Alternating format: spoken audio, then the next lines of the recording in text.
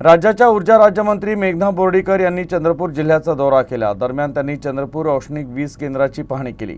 ऊर्जा उत्पादनाच्या सद्यस्थितीवर त्यांनी अधिकाऱ्यांसोबत आढावा घेतला। काही दिवसांपूर्वी चंद्रपूर पॉवर स्टेशनच्या युनिट क्रमांक 9 मध्ये मोठा तांत्रिक बिघाड झाला होता। ऊर्जा राज्यमंत्री बोर्डीकर यांनी केंद्रातील सर्व वरिष्ठ अभियंते आणि अधिकाऱ्यांना बिघाडाची कारणं विचारली आणि दुरुस्तीसाठी उचललेल्या पावलांचीही माहिती घेतली।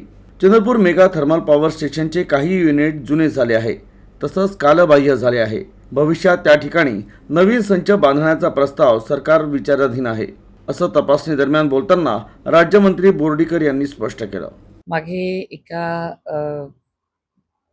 युनिटमध्ये जो बिघाड झाला होता ते बघण्यासाठी आणि प्लांट कसा काम करतो, कशा पद्धतीने सगळी मशिनरी काम करते हे बघण्यासाठी मी खास आज चंद्रपूरमध्ये आलेली आहे आणि खूप जे बंद पडलेले युनिट आहेत त्या ठिकाणी नवीन करण्याचं आदरणीय मुख्यमंत्री देवेंद्र फडणवीस साहेबांनी विचाराधीन आहे। जेव्हा होईल तेव्हा आपल्या सगळ्यांना कळेल।